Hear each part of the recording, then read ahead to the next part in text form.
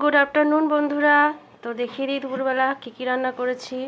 এখানে আছে ভাত, দুটো হাঁসের ডিম সেদ্ধ আছে।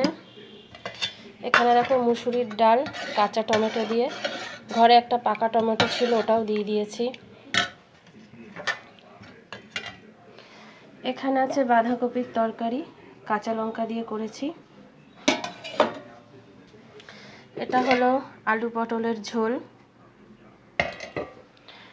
এখানে সকালের দু টুকরো বেগুন ভাজা ছিল, দেখো এটাকে এই যে মেখে রেখেছি পেঁয়াজ টেয়াজ দিয়ে, কাঁচা পেঁয়াজ তেল দিয়ে খেতে খুব ভালো লাগে।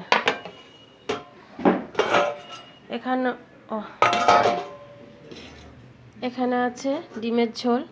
আমি আর ছর্দি ডিমের ঝোল খাবো না, তাই ডিম সেদ্ধ রেখেছি। আর এখানে আছে ছেলেদের মাংস, আলাদা করে দুজনেরটা বেড়ে রেখেছি। আমার ছেলের আজকে ম্যাচ আছে গয়েশপুরে, ও সকাল 7টায় বেরিয়ে গেছে, আস্তে আস্তে 8টা বেজে যাবে। ওকে আর আজকে ভাত দেবো না, ওকে রুটি দিয়ে দেবো মাংস দিয়ে। আর একটুখানি এই যে রাত্রের জন্য রেখে দিয়েছি। এই ঠান্ডার মধ্যে ওকে আর ভাত দেবো না, গয়েশপুর অনেক দূরে, আস্তে আস্তে অনেক টাইম লাগবে। তো ঠিক আছে বন্ধুরা, আমরা ওই যে খাওয়া দাওয়া চালু করে দেবো সব। তোমরাও দুপুরবেলা খাওয়া দাওয়া করে নাও। এখানে আমার ভিডিওটা শেষ করছি। টাটা।